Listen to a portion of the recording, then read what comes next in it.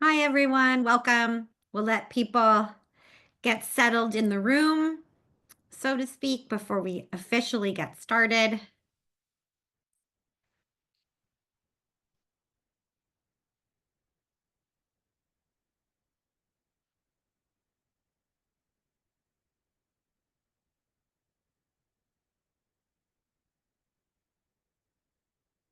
Hi, everyone. Welcome.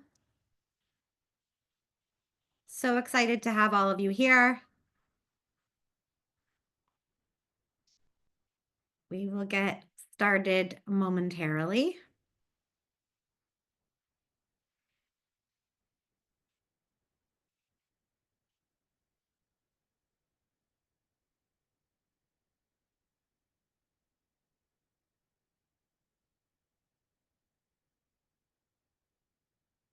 Giving people another couple seconds and we're ready to start. Good morning or good afternoon, depending on where you're joining us from. I'm Michelle Deutschman, the Executive Director of the UC National Center for Free Speech and Civic Engagement. If you're new to the center, welcome. If you're a center regular, I'm glad you're back. Before we jump into today's conversation about academic freedom and institutional neutrality, I want to share a couple center updates. In honor of Student Press Freedom Day, which was last week, the center reached out to editors-in-chiefs of UC newspapers to hear their perspectives on freedom of the press on campuses today, and you can take a look. That link will get dropped in.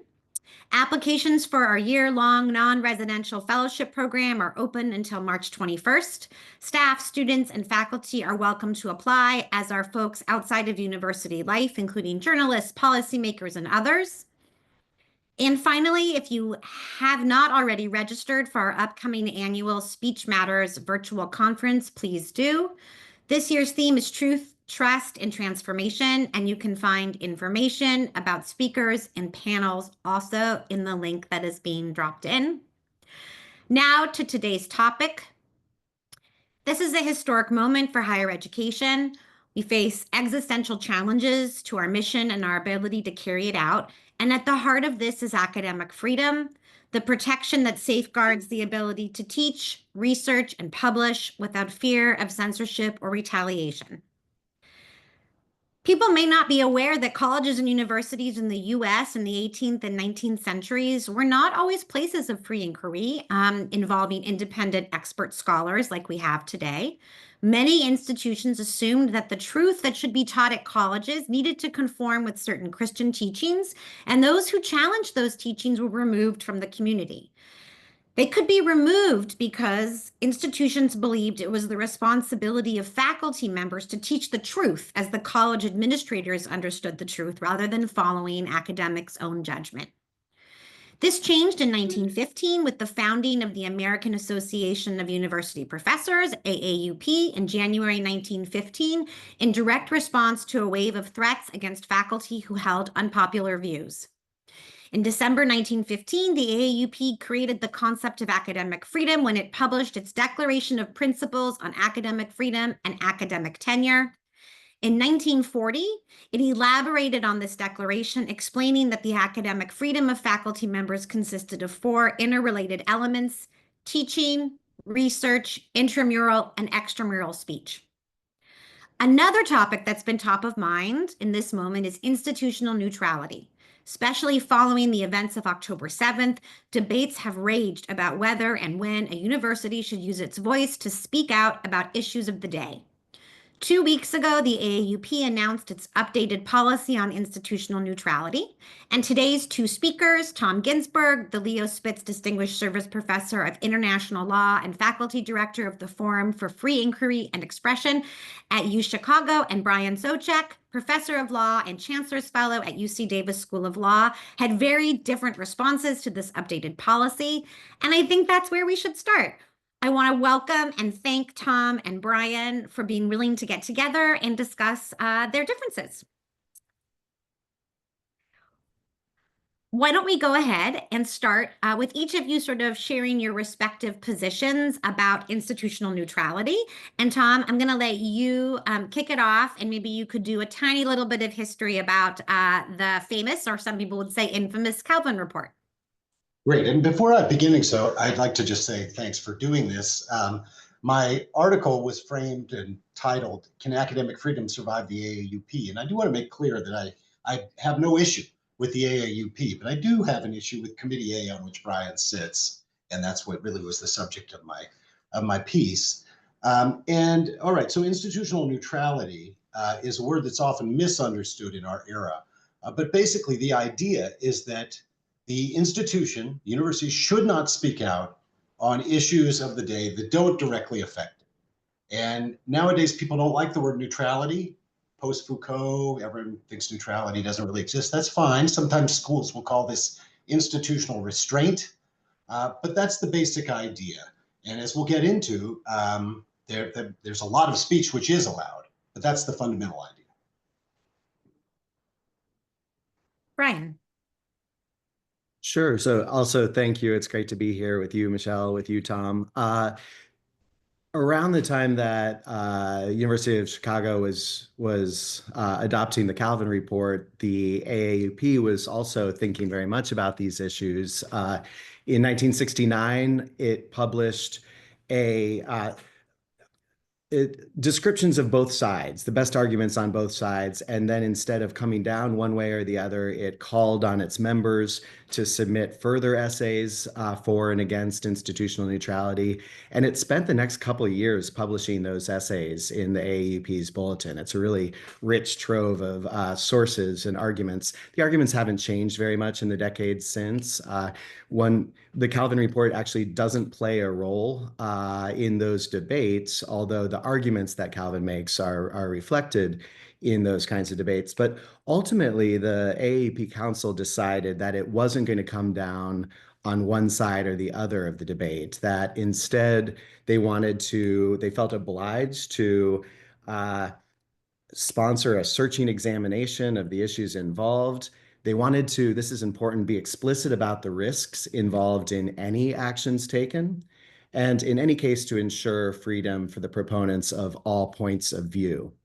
And that's the tradition that Committee A saw itself and sees itself continuing with its most recent statement, which also doesn't come down in any categorical way for or against institutional statements. One thing it tries to do, as the council had done back in the late 60s and 70s, is to acknowledge the complexities here in specifically to try to disentangle the multiple meanings that calls for institutional neutrality have had, to recognize 4 of those. Universities themselves staying silent, universities requiring their departments to stay silent, issues surrounding divestment, and then the ways that neutrality gets invoked in regulation of student protest. And so the statement is meant to disentangle those, to treat them separately, and to look in each case to what extent the various options on the table have the potential to impact academic freedom, whether positively or negatively. So I think in having that complexity, one thing that it does do that disagrees with Kalven, the report as originally written, as opposed to how it's sort of defended now by Tom and others, is to disagree with the notion in the Kalven Report that institutional neutrality is an essential condition for academic freedom. The AAUP's report says that's not true, but neither is it incompatible with academic freedom. You could certainly have an institutional neutrality policy and still have robust academic freedom at your university, unless the institutional neutrality policy is being imposed from, say, your state legislature rather than freely chosen by the institution itself. We certainly can't imagine any situations where state legislators would like to impose anything on universities. All right, Tom, I'll just let you guys kind of chat in terms of what he's talking about in terms of this interplay between academic freedom and institutional neutrality, and sort of what the benefits are and what the kind of drawbacks are when those two are together. Great.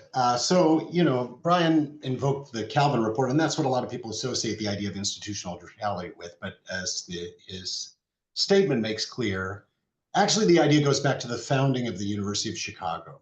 or in the 1890s, the president invoked this at the same time that ideas of academic freedom were crystallizing. Michelle, at the top, you said the AAUP sort of invented the concept of academic freedom. That's not true at all. It's an old German idea that was adopted by John Dewey and others. John Dewey wrote an essay on it during his time at the University of Chicago, well before the founding of the AAUP. And their idea of these early thinkers was that institutional neutrality was really helpful for academic freedom, if not necessary. I wouldn't take the position that it's always necessary, but I do think it's extremely conducive. And the reason is that if you've got, as university leaders do, subject to all kinds of pressures to take positions on issues of the day, this is especially true in our era, what you are doing is you are constraining and disincentivizing individual scholars to pursue inquiry wherever they take it. Ultimately, there's two different visions of what a university is.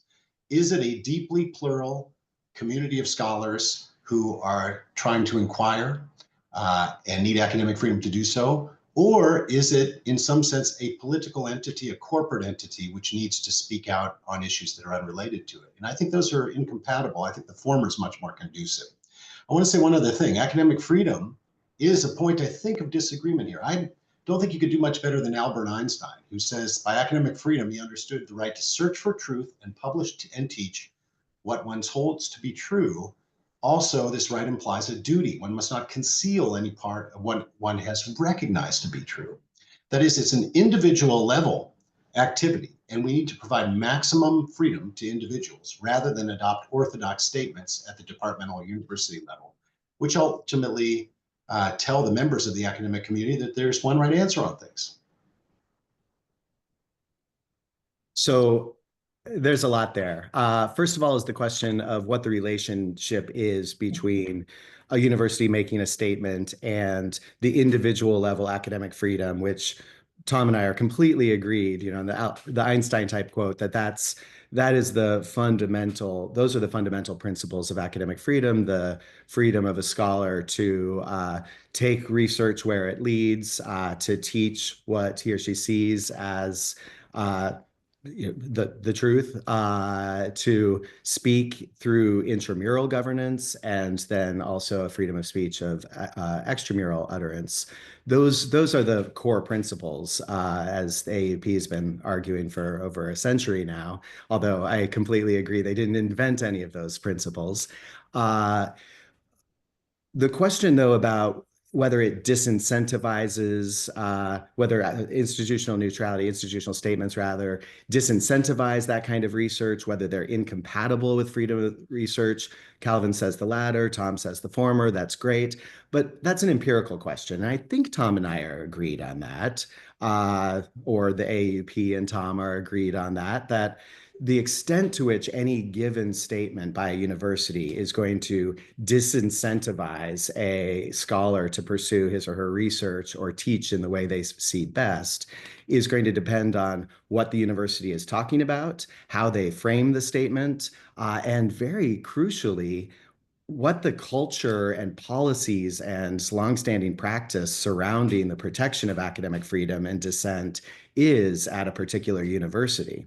So if you have that there, then I feel much more confident that when the president of a university makes a statement deciding to divest from South Africa, as hundreds of universities did, or making a statement about climate change, that the faculty isn't suddenly going to be abandoning their research projects because they are terrified that they disagree with this statement that their president made. I disagree with the idea that in the Kalven statement's words that anytime a university takes collective action, it does so at the price of censuring any minority. I think we're all quite used to being parts of institutions that have their own views without those being my views as members of that institution, or without my feeling censured simply because I disagree. I mean, I think that happens at every faculty meeting where my department has certain views, we have a curriculum, we have thoughts about what the best way to educate our students is, and individual faculty disagree. basically at every meeting that we're doing that the right way. Are there dangers of that? Yes. When it gets to the department level, I agree with Tom that those dangers are even worse. But the idea that there's any kind of necessary disincentivizing of scholars just because the university has a position, it doesn't strike me as necessarily true. So we need to be looking more granularly about what is the culture at the university that allows for dissent. And then the missing element in Tom's vision of academic freedom is any idea of some kind of collective participation in the governance of the university. So in other words, shared governance, which is an idea that has been enshrined in AAUP policy since actually the exact same time as the Kalven Report, 1967. AAUP sees that as crucial to academic freedom, the idea that the faculty can collectively participate in the direction its university is going to take. And that's an element that the Kalven Report just has no space for. All right, Tom, why don't you respond? And then I want to move through a couple other questions so we can get to departmental statements and some of the other granularity. Yeah, I mean, of course, that's right, that shared governance is another principle. I fear what your committee has done is conflate that with the collective dimension of academic freedom. So I refer to it as basically an individual level right, but that's obviously situated in collective and associational practices. I do have a right to go into my law class and teach constitutional law. I can't teach the laws of physics. And that's because law professors have decided what's in and what's out. It's a collective disciplinary set of constraints. And that's a very important dimension of academic freedom. And it's up to universities to protect that. It's also up to them to ensure that we are as immune as possible. And this is the gravest threat in our moment from external pressure, whether it be donors or the state. But that doesn't turn everything that faculties do as a matter of shared governance into something that is protected by academic freedom. And I think one big distinction, we'll talk about departmental statements. I think Brian sees those as acts of collective governance or shared governance.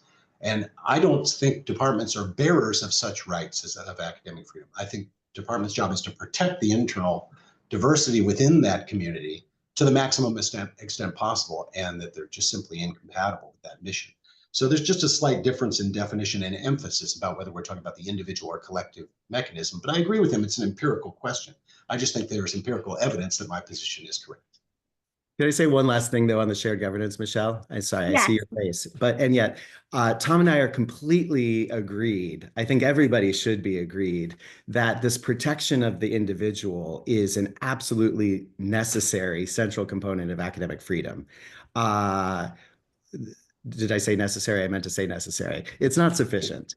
And so, a lot of good it does you to say, yeah, you're able to say whatever you want in class when suddenly your department has been eliminated, with no consultation with the faculty, as we've seen in university after university in recent years. Or if your university, as I read happened at Chicago last week, Tom, makes a decision without faculty input that suddenly lecturers aren't going to be funded in their research travel, that kind of thing, to present their research at. These are the kinds of things that directly affect the actual practical academic freedom of faculty. And when those decisions are made by administrators, by boards of trustees, heaven forbid, by legislators, without any input from faculty, academic freedom pays the price. So I want to kind of, before we move to departmental statements, because I know you're both eager to do that, I do want to just go back to kind of how I set the stage with what's happening in this moment with the current administration, right? Dismantling many pieces of the higher ed infrastructure. I see some questions coming in about that. And, the Kalven Report does outline an exception, right? When it talks about, from time to time, instances will arise in which the society or segments of it threaten the very mission of the university and its values of free inquiry. In such a crisis, it becomes the obligation of the university as an institution to oppose such measures and actively to defend its interests and its values. And so I think one of the big questions is, are we in such a crisis? And therefore, what does that mean for how universities should or shouldn't be using their voices in this moment? Who wants to go first? Maybe I'll jump in. So you're absolutely right. There is this very important exception. And notice that it's framed not as just that the university can speak in such circumstances. The university is under an obligation to speak when the fundamental mission of inquiry is threatened, and we're obviously in such a moment. There's no question. And so, but there is a question of who says what when. And I'm a scholar of authoritarianism and constitutional democracy around the world. It's really, there's a lot of pragmatic questions here. You know, Chemerinsky, God bless him, your chair, wants to go and issue a statement about the rule of law right now. That might do something, but I don't think it's going to do very much. The important point is that universities must stand together as a group and make clear what exactly the red lines are. And to me, those red lines are things which would interfere with individual academic freedom or attempts to close departments by political fiat. That's where we have to really draw the line. And I would like to see a lot of coordination by our leaders about that. But it doesn't mean that it's a good idea for everyone to start speaking all at once. The strategy and tactics in situations of democratic backsliding are very complex, and getting it wrong actually serves the authoritarian impulse. So it's a delicate moment as well as clearly an exception. Thank you, Brian. Oh, completely agreed. Of course, we're in crisis. Of course, this is the time that the Kalven Report's carve out was talking about. I don't think there can be any question of that. And frankly, I think that underscores something which there has been this carping in the press between the AAUP and some of its critics in recent weeks and months. And when we have headlines like, "Can academic freedom survive the AAUP?" Whether Tom wrote the headline or not, you know, that's what leads the discussion. And the idea that the AAUP is an enemy of academic freedom on this is ludicrous. You know, our staff is handling hundreds of individual consultations with professors per year. The organization was one of the first to bring the lawsuits to stop the DEI executive order, et cetera, et cetera, et cetera. And AAUP has provided a way that there can be this kind of full-throated response without individual universities having to stick their necks out and become increased targets. So, you know, all of that as background, I think I just want to emphasize, amidst the great disagreement that Tom and I are having here, just how deep the areas of agreement are. So we've already heard Tom and the policy are agreed on the idea that this is not a necessary condition. Neutrality is not a necessary condition for academic freedom. I think we're agreed on the issue of divestment. We're agreed on the idea that there are these dangers that lurk there in speaking. Nothing in what the AAUP has said here is that universities need to be speaking all the time or on any topic. And so the real questions come when Tom says universities shouldn't be speaking on these things that have nothing to do with them. Or when we look at the Kalven Report carve out that says you have to speak when your mission is under threat. Look what that means. All of the debate here is what's the mission of the university and what's encompassed within that. So, you know, closing down departments, defunding, of course, that seems like it's part of it. What about the anti-DEI order? What about the anti-trans order? You know, what about the federal government defining trans people out of existence? We have trans students, we have trans faculty. Is that crucial to the mission of the university that we not erase the identities of those people? You know, where are we drawing the lines in terms of what we feel compelled as a university to speak about? That's where I think the real debates are. And that's where I think universities are going to come down differently because they have different missions. Do you want to I say don't know. anything else, Tom, before we go? Yeah, I mean, look, I mean, we do Department disagree about some things, and that is, you know, the AAUP's decision and your committee's decision in the last few months to tacitly bless as compatible with academic freedom boycotts, diversity statements, and divestment before you got to the institutional neutrality statement. Now, you and I are in agreement that divestment is neither here nor there. There's no truly neutral, you know, investment policy, but there is a question about who should be deciding all that.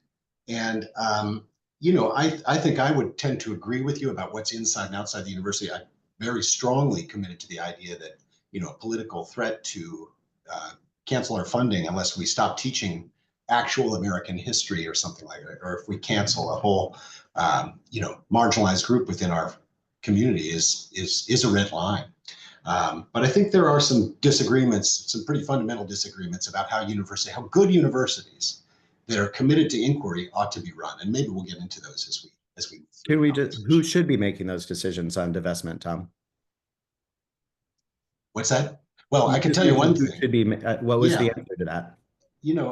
I guess the AAUP position, according to the 1960s document I found, is that the trustees are the ones who should do that. That's what you guys say.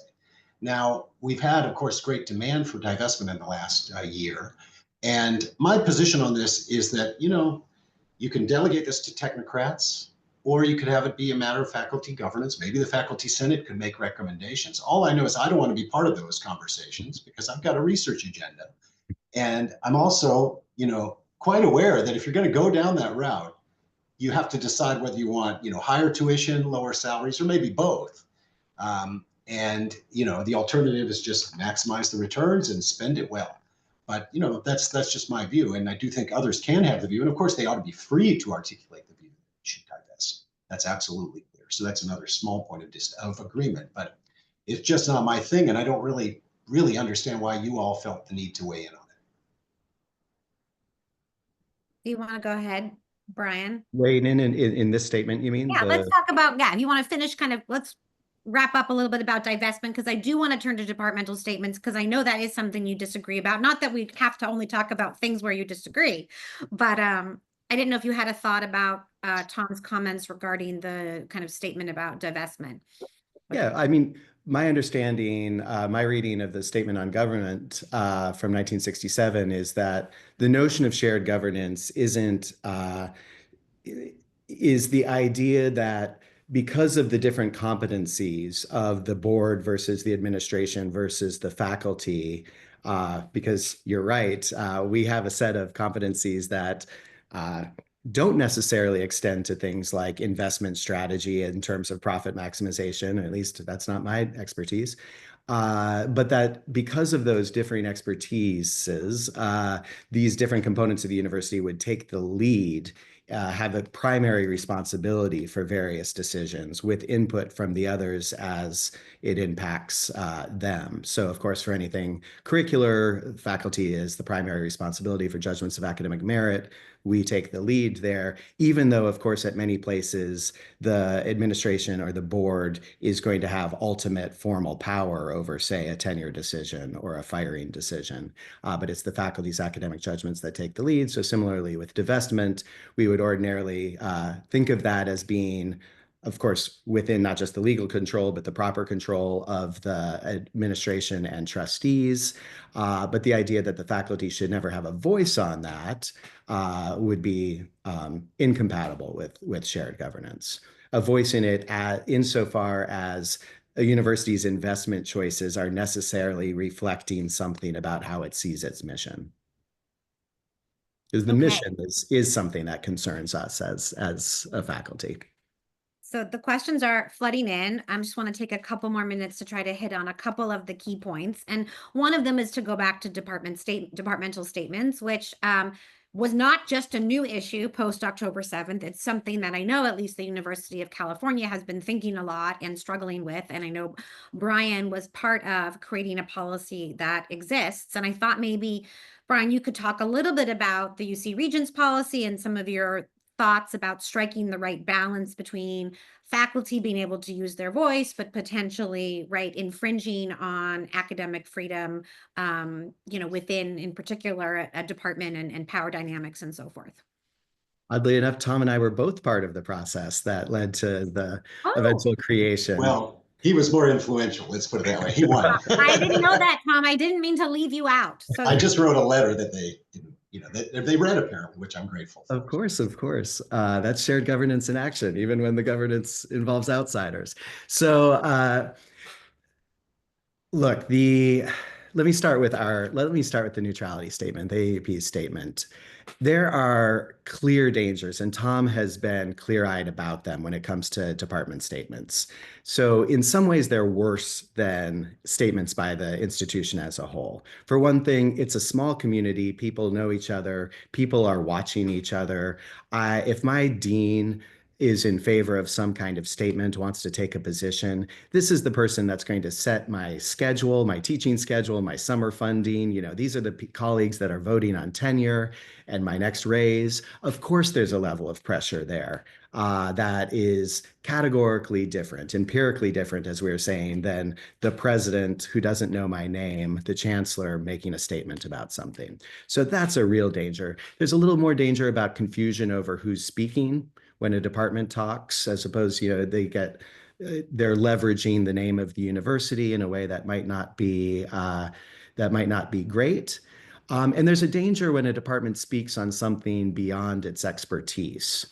So this is something that our statement says that when departments are talking about something that goes beyond either their distinct expertise or their own operations, there's a real worry that they might then start to be hiring people, for example, with an eye to what kinds of statements those people would support. And that would be a clear violation of our academic freedom and responsibilities to be bringing in irrelevant considerations into our hiring processes. This is an argument that I think Keith Whittington has made very, very powerfully, and that we incorporate into the AAUP's statement here. On the other hand, though, there are some benefits to department statements even over against institutional statements, statements from the university as a whole. And two big ones. One, departments do have expertise. So one of the big critiques lodged against institutional statements is that, what is this president doing talking about something he or she knows very little about? I mean, as Tom's colleague Brian Leiter wrote once, why does anybody care whether the chemist who's the president of the University of Chicago, thinks Israel is committing genocide or not under international law? He doesn't know anything about international law. And that's a great point. But of course, we do have centers and departments on campus that do know about such things. And allowing them to have statements could have a really powerful voice within these kinds of discussions. The second thing is, Tom mentioned this earlier, the role of departments within, as a form of intramural speech, their role within shared governance. So I think sometimes we really do want to hear what a school or department or other unit thinks about how the university is being run. I think there's a real difference in hearing that the School of Law has lost confidence in the president, as opposed to Brian Soucek and these, 100 other professors think that. There are certain topics within university governance that a school or department just has a unique perspective on. And a ban on department statements takes away the possibility of that voice. I'm really glad you brought up those examples, because I think, generally speaking, Brian's arguments sound really good in theory, and then you look at how they're actually playing out in practice, and they don't work out that way. Let's take departmental statements in the University of California system, which I wrote about 3 years ago or whatever. That was well before this Gaza, crisis or assault on Gaza, whatever you want to call it. If you were a person who described themselves as a feminist and a Zionist, could you get a job at the University of California Santa Cruz Department, which has issued a statement that Palestine is a feminist issue, essentially saying that those two things are incompatible? I don't think so. You might think on the surface that's possible, but I don't think that was really happening. If you were the invitation to capacious claims of expertise. I'm an international lawyer. I teach human rights. We talk about Israel and Palestine all the time. It's really important to talk about that. It's important to identify the various war crimes and crimes against humanity, et cetera, that are going on, human rights violations. But when, the example I used in my letter is, suppose you're a young scholar of Korean American literature at the University of California at Davis, where your colleague, Professor Jalil, is based, and you go and you look at the statements about Palestine. Well, what are you going to say? You say, well, I can't use the word terrorism because that they accuse the central administration of using that wrongfully. I must use the word genocide. And, I'll tell you, international lawyers, we debate over whether what's going on is crimes against humanity or genocide. There's a very specific definition we can talk about. But on what basis are these statements being made? And it turns out a lot of it is Israel and Palestine. And that's very unfortunate to me, because this is something we want to encourage inquiry on. And in my example of the young scholar, maybe a grad student or junior scholar of Korean American literature, they don't know anything about this 100-year-old conflict so far away.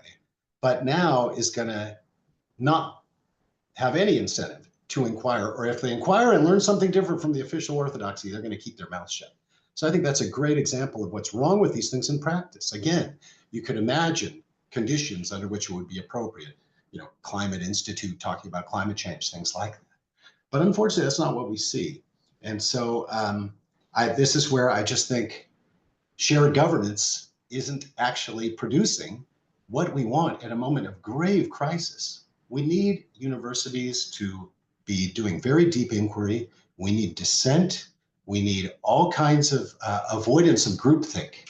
And with departmental statements, you get a power holding unit of the institution, as Brian said, the most direct one with control over people's lives. And you turn them into, in these cases that I've used, kind of an ideological enforcer. So I think it's really a problem.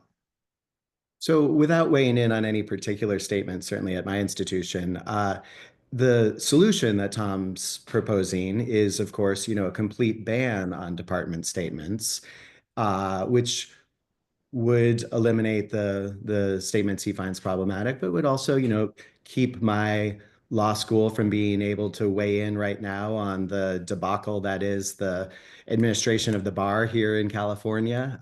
It would prevent the deans of law schools to join the ABA in their comments on rule of law. It prohibit, some of our departments within the medical school from commenting on public health in areas of their specialty. So the route that the University of California has taken instead of this complete ban that Tom would endorse is to say, let's address some of these problems by one, requiring that departments have procedures in place for making these kinds of statements, that they're in advance, they're published, they're known, they're included along with the statement itself, so that the department will decide what it means for the philosophy department to make a statement on something. Is that a majority of the voting members? Any votes in those now by regential regulation have to be anonymous. And so and they have to distinguish that they are not speaking on behalf of the University of California or UC Davis or anything like that. So those are the new rules.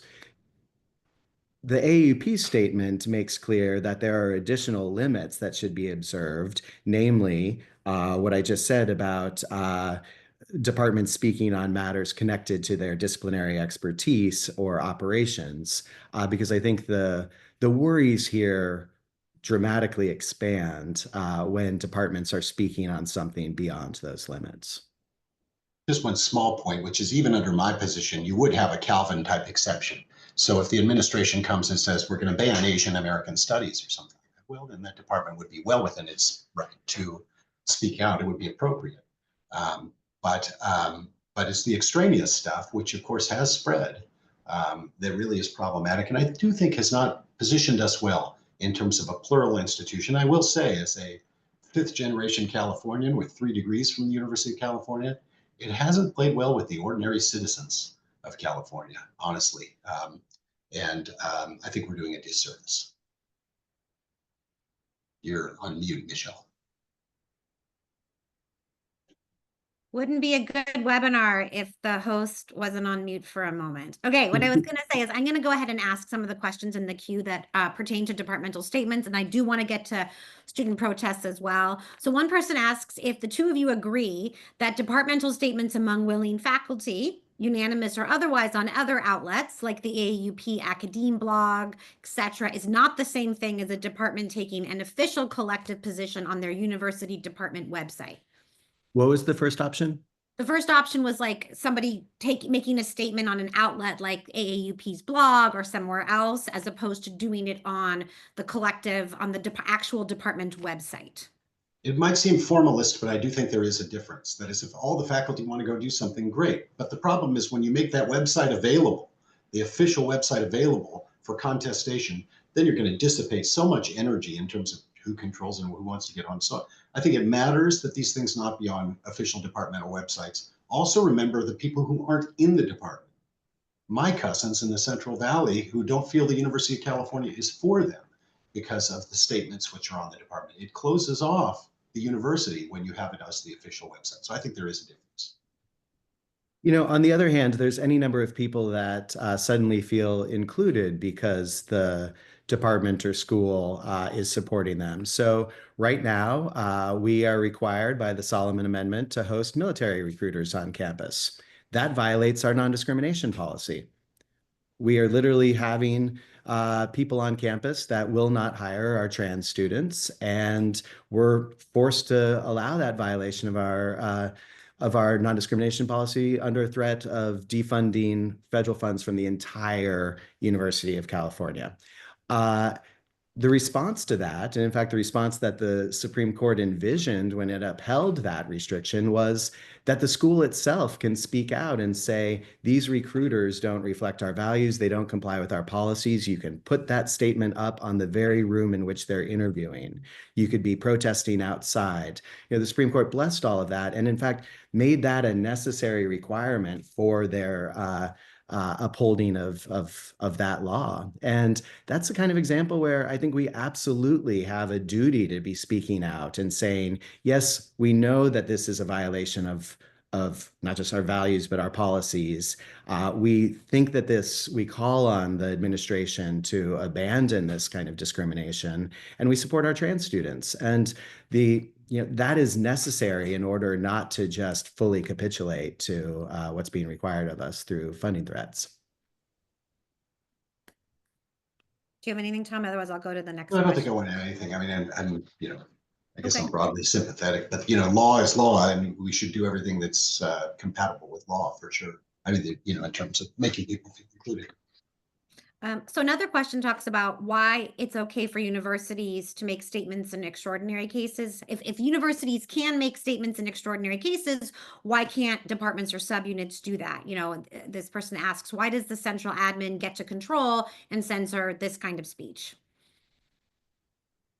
Well, Tom, it sounds like would allow for a Kalven carve out for departments as well. Yeah. So Yes. That's great. Okay. That's great. To me, that then just again replicates the question that we asked at the top level of what is encompassed within the mission of a department, just like within the mission. And there, I'm more tolerant than Tom is in terms of there being just different types of departments on campus, departments that are dedicated to a meaningfully different set of goals. Tom's written recently about, I'm thinking of your undisciplined disciplines piece, Tom, here. And, I just think that the university can handle departments that have different missions in that regard. In the same way that the country can handle having different universities with different missions in these ways. That's surely true. But the question is, what's the best way to organize it that deepens inquiry and is conducive to it, from my point of view? And look, I mean, I think the question of who decides the exception is ultimately at the root of this. And it's obviously a standard. There's no bright line where we know we're in exception territory. To me, it's a matter of collective discussion. And, you kind of know it when you see it. But ultimately, we have leaders who do that. I can tell you what was not an existential threat to universities. When Russia invaded Ukraine and Larry Baikow decided to fly the Ukrainian flag and, say Harvard stands with Ukraine, that obviously was far outside the scope. And many of the departmental statements about foreign policy, I think, have the same flavor. So, if we're just going to decentralize the decision, oh, this is existential, this isn't, we're not going to have much left in our current environment of highly politicized disciplines in some cases. And so I do think you need some kind of policy.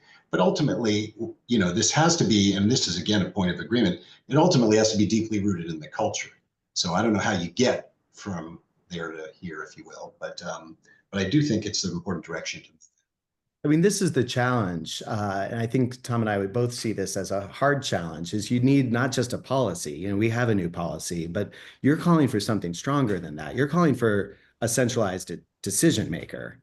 And, that somebody who's going to say, no, you department such and such can't make that statement. And that's the thing that the academic senate at UC was quite concerned about, that who is that decision maker going to be? I don't know. I certainly don't want that to be just the administration. I think this is another example where shared governance really is necessary. I want to ask another question that I think will be a good segue to talk about student protest, which is something that the policy touched on. So this person asks, if the institution as a whole is suppressing academic and or expressive freedom, such as canceling events or punishing protected expression, would you support departmental statements objecting to the university's action? So here, right, it's responding to something happening within the university. So I'll let you both answer that. And then I think I'd like to hear your thoughts on sort of, well, answer that, and then I'll pose a question about student protests. That's an easy question, of course, if that's what's going on. But I haven't read a whole bunch of these statements in preparation for this discussion, and just generally, a lot of them have the opposite character. They want the university to repress the people they don't like, is what many of the statements have, that character. And so, yes, if you really want to protect academic freedom, then you have to rely on whatever modality is actually willing to do so. And then it just becomes a judgment as to whether the statement advances it or doesn't. Anything, Brian? Yeah, of course. Of course. So let's talk for a minute about the intersection of institutional neutrality and student protest. The new statement made reference to new and often more stringent restrictions that were placed on speech in those sort of last 18 months. Brian, why don't you start a little by outlining what the statement says and any thoughts you have, and then Tom, I'll let you share your perspective. Sure. Yeah, I think that's probably one of the more surprising parts of the statement. It's not a topic that people always associate, or perhaps they seldom associate campus protest with issues of institutional neutrality. The idea there is that in all of these areas, neutrality gets used as a distinctive kind of shield. That it's a kind of shield, whether against calls for divestment, calls for statements, that seems as if it doesn't have to be justified precisely because it's framed as something neutral. And we've seen that with, let's just take the time, place, and manner restrictions that have become far more stringent in the wake of the encampments last year. Within the University of California, we have new time, place, and manner restrictions. They're justified as being content neutral. That, of course, is a constitutional requirement. That's what makes it just a time, place, and manner restriction, is that it's not restricting on the basis of the content of speech. So things like volume restrictions or whether you can have a permanent structure, those are all apply no matter what you're protesting. The problem is those aren't the only requirements for time, place, and manner. They can't, under the Constitution, regulate substantially more expression than is required. They have to leave open alternate channels of expression. And those aren't really neutral decisions. There's this feeling within a lot of university campuses right now that as long as it's a time, place, and manner restriction, as long as it's content neutral, the administration can do whatever, limit whatever it wants in terms of expression. And so here at UC, for example, we see this call sometimes to try to make uniform the time, place, and manner restrictions across the 10 campuses in a way that, to me, just is utterly unreflective of the differences among our campuses. It's completely untailored to the needs of each individual institution within the system. And there's no neutral answer here. In every one of these cases, what we're doing is striking some balance between our need for expression, our desire to have robust expression, which sometimes takes the form of protest, and then all the other goals that the university has, of not spending too much money on cleanup, of letting people to get to their classes in an easy way, and not disrupting class, and having feelings of inclusion, not violating our Title VI obligations, and other such things. These are tough balancing acts that universities are having to make. These are substantive judgments universities are making, and they all just get framed under this banner of neutrality as if there's not a real substantive debate happening there. That's the concern. I was sort of surprised to see this in the report, because institutional neutrality is about the university, center, or department speaking externally, whereas the term is the same, neutral, in that we want time, place, and manner restrictions to be neutral under the First Amendment. But that's the only similarity, really. It's quite different. But I guess the suggestion is that many of these new restrictions adopted in the last year were adopted specifically in a content substantive way, that to repress particularly the pro-Palestinian protests. And obviously, if that's true, we do have clear examples of that, that is wrong. It's also a violation of the First Amendment, right? When you do something like this, no longer, it might look like a time, place, and manner restriction, but it's actually directed at particular content. And of course, time, place, manner restrictions in any case have to be reasonable. There's all this First Amendment doctrine about it. So a good example of a very bad one was Indiana University, which just adopted this extremely outrageous restrictive rule that there was no, and I'm not kidding, expressive activity allowed on outside on campus between the hours of 11 p.m. and 6 a.m. So obviously having a tent would be expressive activity, but so would wearing a Mickey Mouse t-shirt while you're walking across the campus. And so totally overbroad, obviously unconstitutional under the First Amendment. And yet their lawyers said it was constitutional. And so this is where First Amendment law is always playing catch up. You know, administrators have a little bit more power and it takes time to litigate cases and such. And so I do agree that we want to make sure that their time, place, and manner restrictions are content neutral and that they provide the widest accommodation. But I think, again, there's a case by case. You would want a factual basis.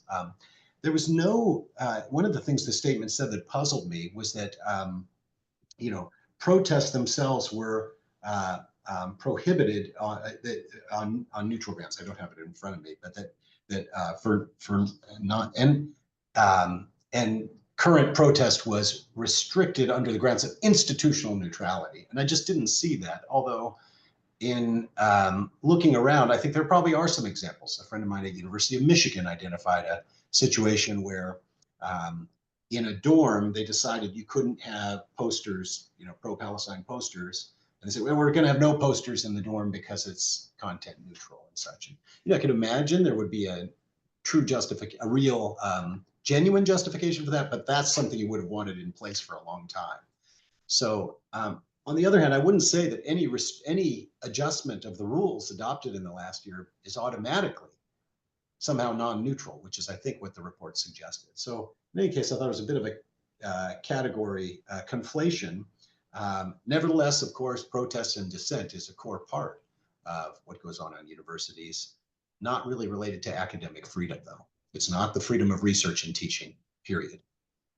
Right. Well, of course, the Chicago principles themselves incorporate Kalven neutrality into it. So your statement, which is expressly on, you know, student and other campus expression, protest, time, place, and manner restrictions, incorporates within that whole paragraph about Kalven. So, you know, they're clearly related. But yeah, we're thinking, just as you were with your Michigan example, we've got the examples like at Barnard, for example, Barnard prohibiting faculty from having posters on their door, bumper stickers on their office doors. You know, it's these kinds of things which are justified by invoking the institutional neutrality policy. So we certainly see a fair amount of bleed there.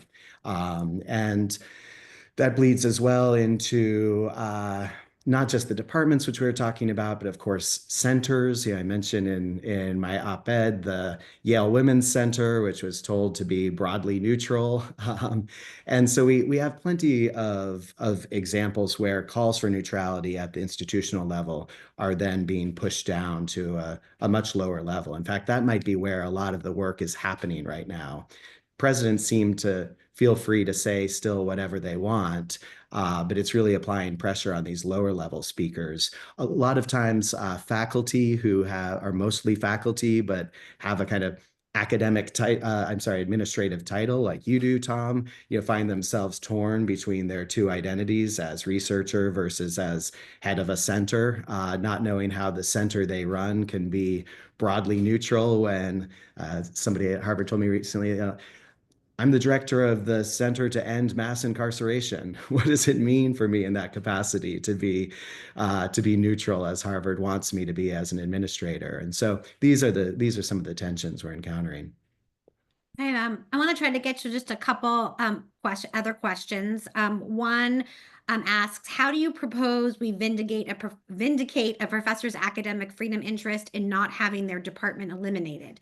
I fully agree it's important, but courts are unlikely to block a uniform rearranging of departments. I don't know if you have thoughts on that.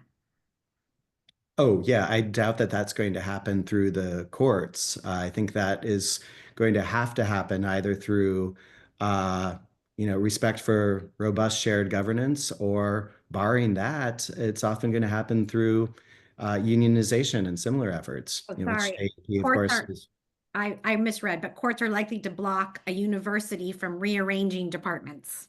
you said unlikely to.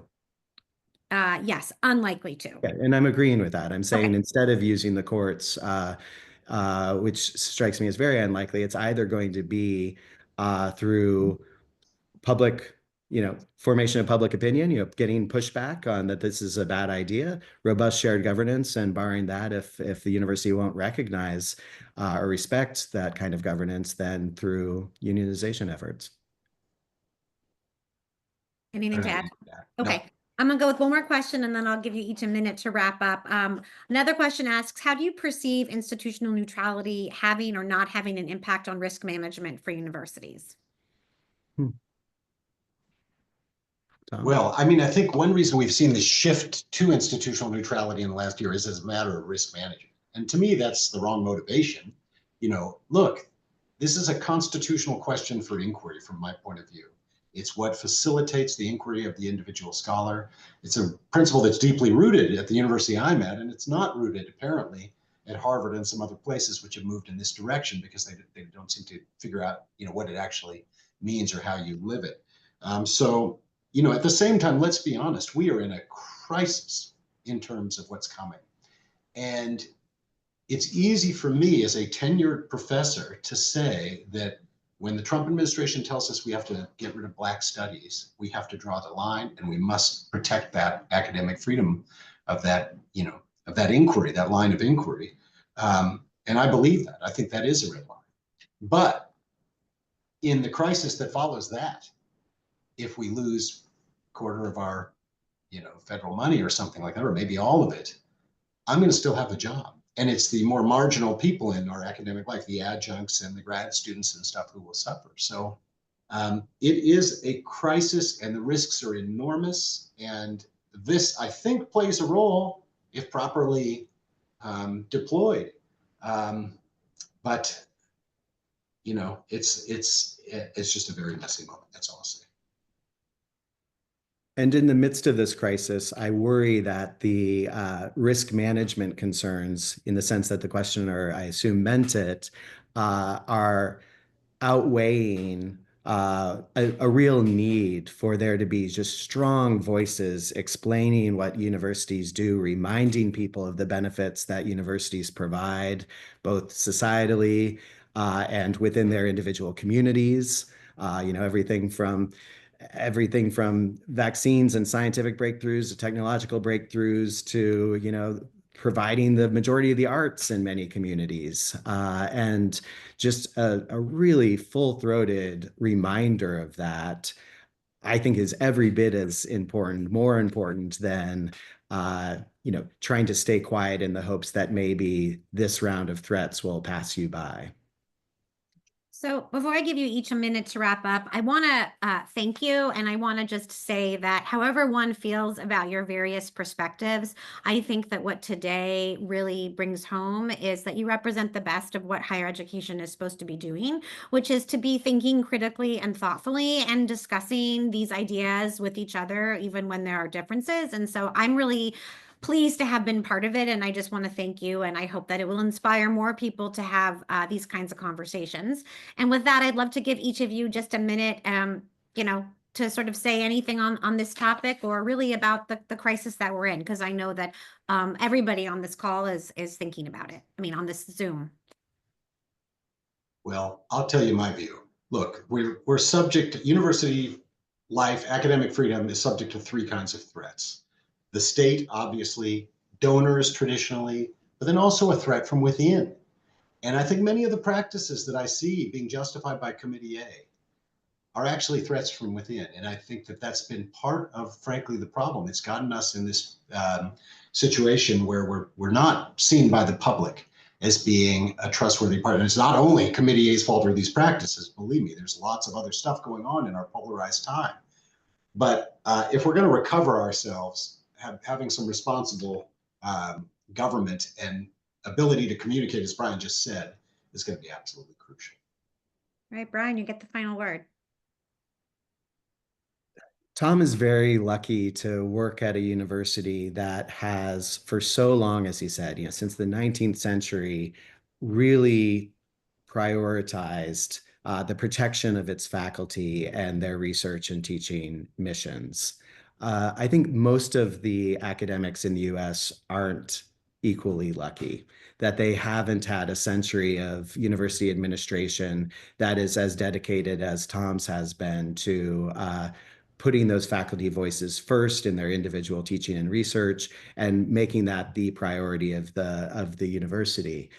I think a lot of the uh, and so when Committee A and when the AAUP prioritize the role of something like shared governance, what we're doing is addressing, the realities on the ground, which is that academic freedom doesn't protect itself.